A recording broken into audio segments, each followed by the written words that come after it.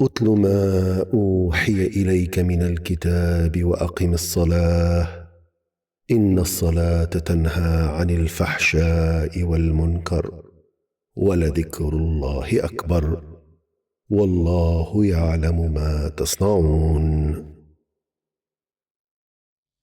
بسم اللہ الرحمن الرحیم، نحمدہ ونصلی علی رسولہ الکریم۔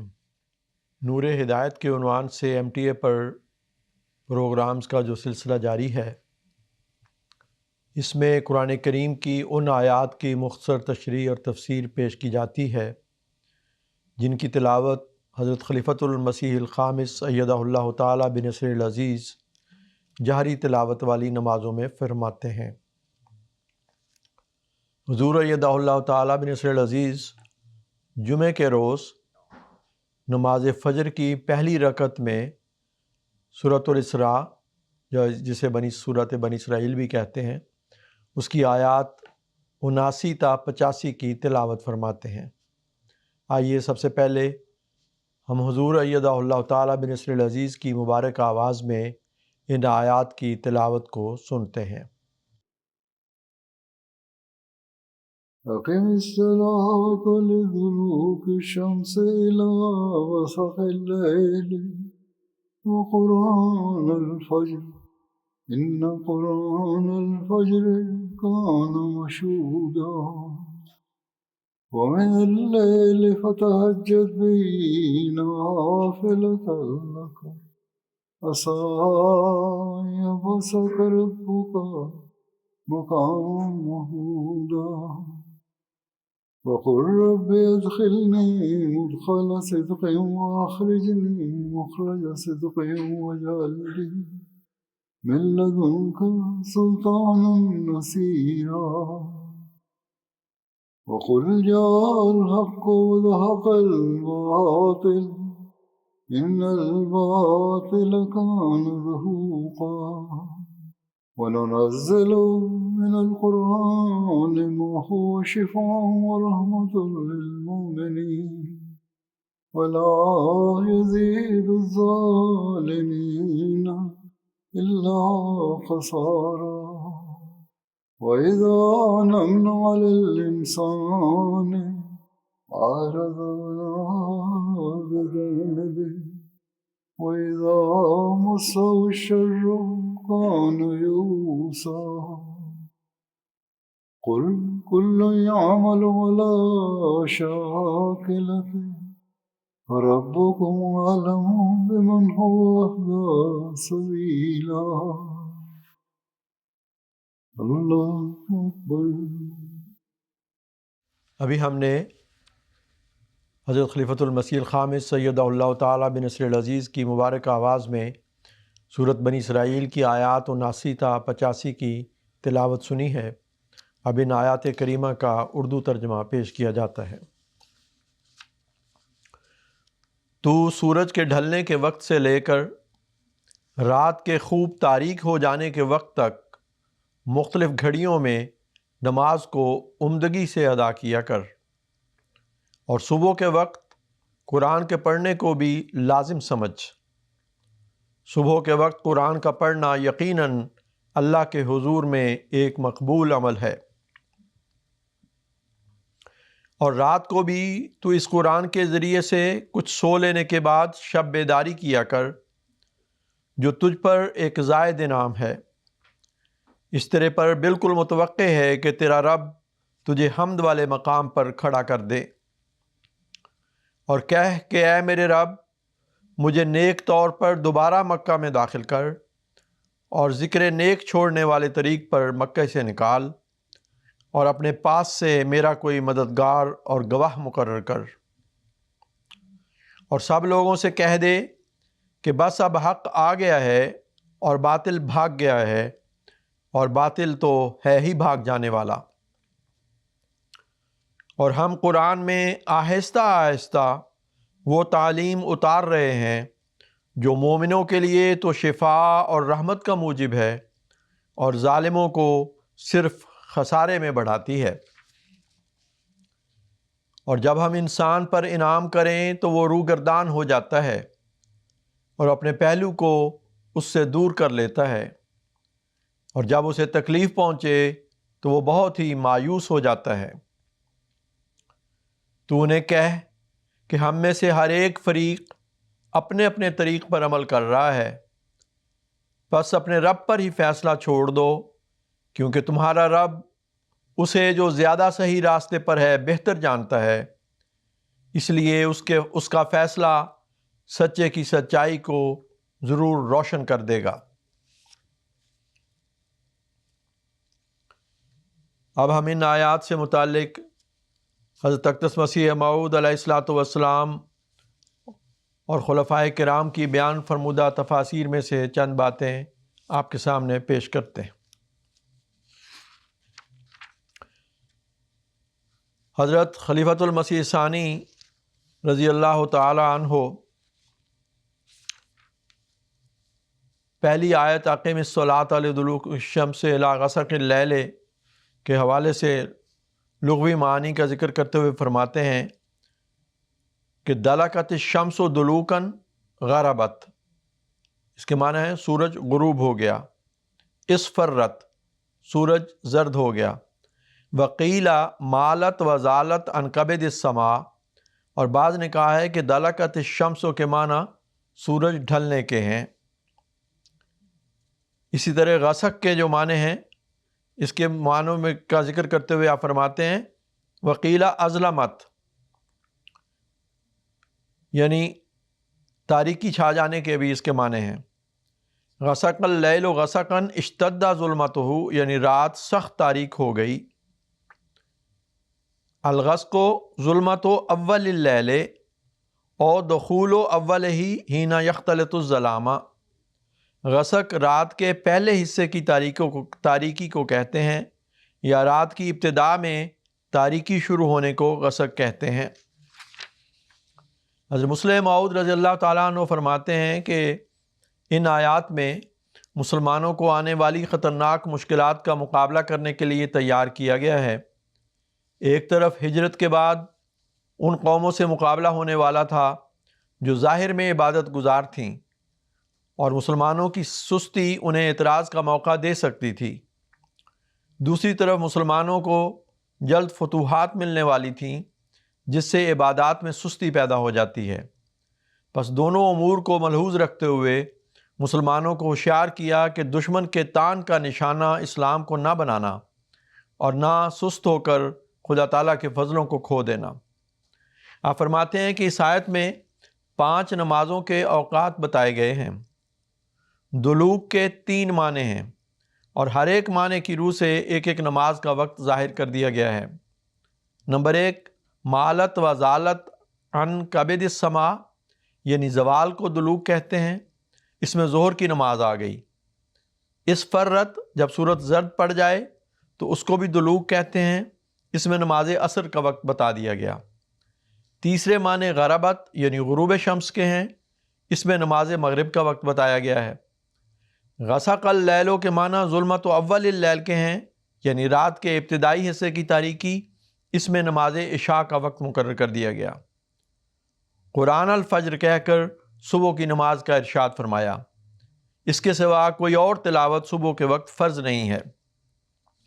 ان قرآن الفجر کانا مشہودا، احادیث میں آتا ہے کہ حضرت صلی اللہ علیہ وسلم نے فرمایا کہ صبح کی نماز کے وقت دن کے فرشتے آتے ہیں اور رات کے فرشتے چلے جاتے ہیں۔ وہ فرشتے جب خدا کے پاس جاتے ہیں تو دریافت کرنے پر کہتے ہیں کہ ہم جب دنیا میں گئے تو تیرے بندوں کو نماز پڑھتے ہی دیکھا، اور واپس آئے ہیں تو نماز پڑھتے ہی چھوڑ کر آئے ہیں۔ عن ابی ہریرہ عن النبی صلی اللہ علیہ وسلم قال تشہدہ ملائکۃ اللیل و ملائکۃ النہار، اس کا مطلب یہ ہے کہ صبح کی نماز خاص طور پر اللہ تعالیٰ کے سامنے پیش کی جاتی ہے اور خاص ہی طور سے مقبول ہوتی ہے، کیونکہ اس وقت انسان میٹھی نیند کو چھوڑ کر اٹھتا ہے۔ صبح کی نماز دراصل عام مسلمان کی تہجد ہی کی نماز ہے۔ بلا شبہ جو انسان صبح کی نماز پڑھے گا، اگر اس نے وہ نماز ایمانداری سے پڑھی ہوگی تو باقی نمازیں بھی اس کے لیے آسان ہو جائیں گی۔ تہجد القوموں کے معنی لوگوں کے سونے کے بعد نماز وغیرہ کے لیے بیدار ہونے کے ہیں۔ نافلتاً کے معنی ہے غنیمت، عطیہ تو بخشش، ما تفعلہ مما لا یجب فرض سے زائد عمل کرنا۔ آپ فرماتے ہیں کہ تہجد بہی میں ہی کی ضمیر قرآن کریم کی طرف پھرتی ہے، اور مراد یہ ہے کہ اس نماز میں تلاوت قرآن پر خاص زور ہونا چاہیے۔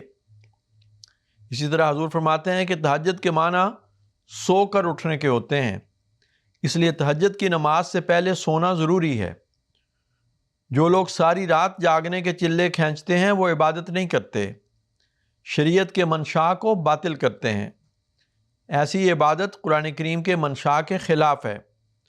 رسول کریم صلی اللہ علیہ وسلم ہمیشہ پہلی رات سوتے تھے اور آخر رات میں اٹھ کر تہجد پڑھتے تھے۔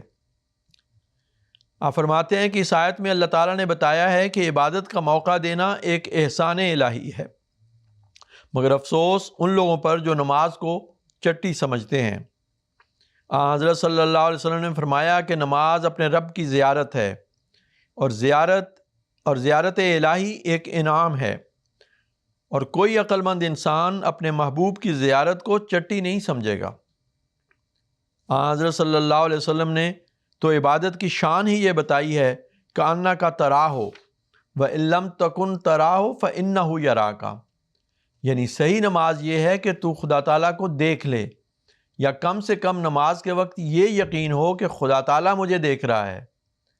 بس اتنے بڑے انعام کو چٹی سمجھنا سخت ظلم ہے۔ نماز اللہ تعالیٰ کے بڑے انعامات میں سے ہے۔ آپ فرماتے ہیں کہ میرا تو یہ عقیدہ ہے کہ انسان ایک نماز بھی چھوڑے تو وہ نمازی نہیں کہلا سکتا، کیونکہ حکم اقامت الصلاۃ کا ہے اور وہ دوام کو چاہتا ہے۔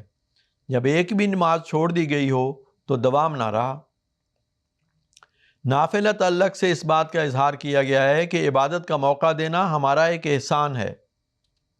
یا ممکن ہے کہ تہجد کی نماز پہلے انبیاء پر واجب نہ کی گئی ہو، اس صورت میں اس کے یہ معنی ہوں گے کہ یہ عبادت کا موقع خاص تیرے لیے انعام ہے۔ مقام محمود سے مراد مقام شفاعت بھی ہے، کیونکہ جیسا کہ حدیثوں سے ثابت ہے، سب اقوام کے لوگ سب نبیوں کے پاس سے مایوس ہو کر رسول کریم صلی اللہ علیہ وآلہ وسلم کے پاس شفاعت کی غرض سے آئیں گے اور آپ شفاعت کریں گے۔ اس طرح گویا ان سب اقوام کے منہ سے آپ کے لیے اظہار عقیدت کروا دیا جائے گا جو اس دنیا میں آپ کو گالیاں دیتی تھیں، اور یہ ایک نہایت اعلیٰ درجے کا مقام محمود ہے۔ حضور فرماتے ہیں مقام محمود سے مراد میرے نزدیک خروج مہدی بھی ہے، کیونکہ اس کے ظہور کا وقت وہی بیان ہوا ہے جب مسلمانوں کے اسلام سے روگردان ہو جانے کی اور کافروں کے کفر میں ترقی کر جانے کی خبر دی گئی ہے۔ ایسے وقت میں اللہ تعالیٰ کے اس پہلوان کا ظہور ان گالیوں کی رو کو تعریف سے بدلوا دے، مقام محمود کا ہی ایک کرشمہ ہے۔ آپ فرماتے ہیں میں نے اسی خدمت میں حصہ لینے کے لیے رسول کریم صلی اللہ علیہ وسلم کے حالات بیان کرنے کے لیے سال میں ایک دن مقرر کیا ہوا ہے، جس میں ہر مذہب و ملت کے لوگ اپنے ان تاثرات کو بیان کرتے ہیں جو آپ کے حالات پڑھنے سے ان کے دلوں میں پڑتے ہیں۔ حضرت اقدس مسیح موعود علیہ الصلوۃ والسلام نماز کے متعلق مختلف جگہوں پر حضور نے بڑی تفصیل سے اس کی حقیقت پر روشنی ڈالی ہے۔ ایک موقع پر آپ نے فرمایا نماز کیا چیز ہے؟ وہ دعا ہے جو تسبیح، تحمید، تقدیس اور استغفار اور درود کے ساتھ تضرع سے مانگی جاتی ہے۔ سو جب تم نماز پڑھو تو بے خبر لوگوں کی طرح اپنی دعاؤں میں صرف عربی الفاظ کے پابند نہ رہو، کیونکہ ان کی نماز اور ان کا استغفار سب رسمیں ہیں جن کے ساتھ کوئی حقیقت نہیں۔ لیکن تم جب نماز پڑھو تو بجز قرآن کے جو خدا کا کلام ہے اور بجز بعض ادعیہ معصورہ کے کہ وہ رسول کا کلام ہے، باقی اپنی تمام عام دعاؤں میں اپنی زبان میں ہی الفاظ متضرعانہ ادا کر لیا کرو، تا ہو کہ تمہارے دلوں پر اس عز و نیاز کا کچھ اثر ہو۔ آپ فرماتے ہیں پنجگانہ نمازیں کیا چیز ہیں؟ وہ تمہارے مختلف حالات کا فوٹو ہے۔ تمہاری زندگی کے لازمی حال 5 تغیر ہیں جو بلاغ کے وقت تم پر وارد ہوتے ہیں، اور تمہاری فطرت کے لیے ان کا وارد ہونا ضروری ہے۔ اسی سلسلے میں ایک اور موقع پر حضور نے فرمایا یاد رکھو کہ یہ جو 5 وقت نماز کے لیے مقرر ہیں، یہ کوئی تحکم اور جبر کے طور پر نہیں، بلکہ اگر غور کرو تو یہ دراصل روحانی حالتوں کی ایک عکسی تصویر ہے، جیسا کہ اللہ تعالیٰ نے فرمایا کہ اقیم الصلاۃ لدلوک الشمس، یعنی قائم کرو نماز کو دلوک الشمس سے۔ اب دیکھو اللہ تعالیٰ نے یہاں قیام صلاۃ کو دلوک الشمس سے لیا ہے۔ دلوک کے معنوں میں گو اختلاف ہے، لیکن دوپہر کے ڈھلنے کے وقت کا نام دلوک ہے۔ اب دلوک سے لے کر 5 نمازیں رکھ دیں، اس میں حکمت اور سر کیا ہے؟ قانون قدرت دکھاتا ہے کہ روحانی تزلل اور انکسار کے مراتب بھی دلوک ہی سے شروع ہوتے ہیں اور 5 ہی حالتیں آتی ہیں۔ پس یہ طبی نماز بھی اس وقت سے شروع ہوتی ہے جب حزن اور ہم و غم کے آثار شروع ہوتے ہیں۔ اس وقت جب کہ انسان پر کوئی آفت یا مصیبت آتی ہے تو کس قدر تزلل اور انکساری کرتا ہے۔ اب اس وقت اگر زلزلہ آوے تو تم سمجھ سکتے ہو کہ طبیعت میں کیسی رقت اور انکساری پیدا ہو جاتی ہے۔ اسی طرح پر سوچو کہ اگر مثلاً کسی شخص پر نالش ہو تو سمن یا وارنٹ آنے پر اس کو معلوم ہوگا کہ فلاں دفعہ فوجداری یا دیوانی میں نالش ہوئی ہے۔ اب بعد مطالعہ وارنٹ اس کی حالت میں گویا نصف النہار کے بعد زوال شروع ہوا، کیونکہ وارنٹ یا سمن تک تو اسے کچھ معلوم نہ تھا۔ اب خیال پیدا ہوا کہ خدا جانے ادھر وکیل ہو یا کیا ہو۔ اس قسم کے ترددات اور تفکرات سے جو زوال پیدا ہوتا ہے، یہ وہی حالت دلوک کی ہے، اور یہ پہلی حالت ہے جو نماز ظہر کے قائم مقام ہے، اور اس کی عکسی حالت نماز ظہر ہے۔ اب دوسری حالت اس پر وہ آتی ہے جب کہ وہ کمرہ عدالت میں کھڑا ہو، فریق مخالف اور عدالت کی طرف سے سوالات جرا ہو رہے ہیں، اور وہ ایک عجیب حالت ہوتی ہے۔ یہ وہ حالت اور وقت ہے جو نماز عصر کا نمونہ ہے، کیونکہ عصر گھوٹنے اور نچوڑنے کو کہتے ہیں، جب حالت اور بھی نازک ہو جاتی ہے اور فرد قرارداد جرم لگ جاتی ہے تو یاس اور نا امیدی بڑھتی ہے، کیونکہ اب خیال ہوتا ہے کہ سزا مل جاوے گی۔ یہ وہ وقت ہے جو مغرب کی نماز کا عکس ہے۔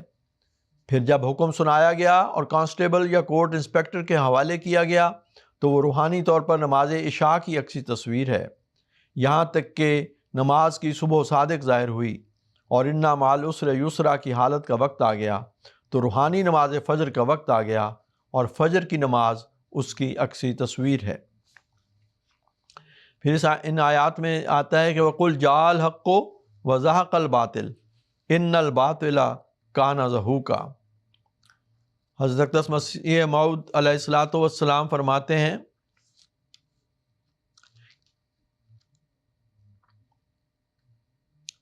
کئی مقام قرآن شریف میں اشارات و تصریحات سے بیان ہوا ہے کہ حضرت صلی اللہ علیہ وسلم مظہر تم الوہیت ہیں، اور ان کا کلام خدا کا کلام، اور ان کا ظہور خدا کا ظہور، اور ان کا آنا خدا کا آنا ہے۔ چنانچہ قرآن شریف میں اس بارے میں ایک یہ آیت بھی ہے، قُلْ جَاءَ الْحَقُّ وَزَهَقَ الْبَاطِلُ إِنَّ الْبَاطِلَ كَانَ زَهُوقًا۔ کہہ حق آیا اور باطل بھاگ گیا، اور باطل نے بھاگنا ہی تھا۔ حق سے مراد اس جگہ اللہ جل شانہ اور قرآن شریف اور حضرت صلی اللہ علیہ وسلم ہیں، اور باطل سے مراد شیطان اور شیطان کا گروہ اور شیطانی تعلیمیں ہیں۔ سو دیکھو اپنے نام میں خدا تعالیٰ نے حضرت صلی اللہ علیہ وسلم کو کیوں کر شامل کر لیا، اور حضرت کا ظہور فرمانا خدا تعالیٰ کا ظہور فرمانا ہوا، ایسا جلالی ظہور جس سے شیطان ماں اپنے تمام لشکروں کے بھاگ گیا، اور اس کی تعلیمیں ذلیل اور حقیر ہو گئیں، اور اس کے گروہ کو بڑی بھاری شکست آئی۔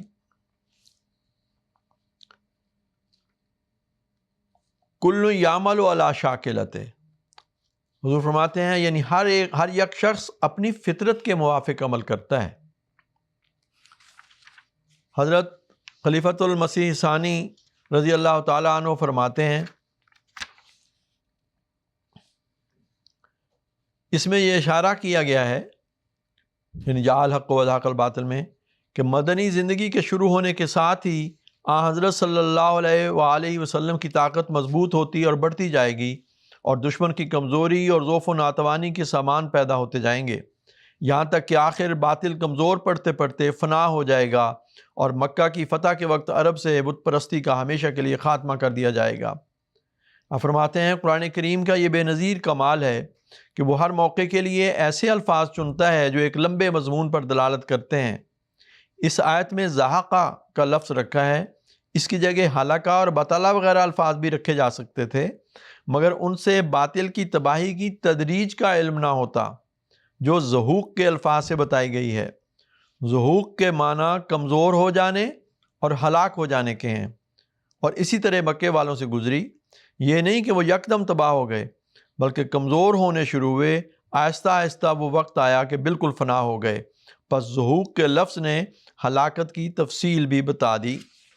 اس سے پہلی آیت جو تھی رب ادخلنی مدخل صدق، اس حوالے سے حضرت خلیفۃ المسیح ثانی رضی اللہ تعالیٰ عنہ فرماتے ہیں کہ اس آیت میں دعا اور انابت کے جواب میں جو مقام محمود رسول کریم صلی اللہ علیہ وسلم کے ملنے والے تھے، ان میں سے پہلے مقام محمود کا ذکر کرتے ہوئے فرماتا ہے کہ اب تجھے اسراء کی خبر کے ماتحت مکے سے نکال کر ہم ایک اور جگہ کی طرف جو مقام محمود ہے لے جائیں گے، اس لیے اس کے متعلق ابھی سے دعائیں شروع کر دے اور کہے کہ اے خدا مجھے اس شہر میں ظاہری اور باطنی خوبیوں کے ساتھ داخل کر، اور اس مقام سے بھی جس میں میں اس وقت ہوں یعنی مکے سے ظاہری اور باطنی خوبیوں کے ساتھ نکال۔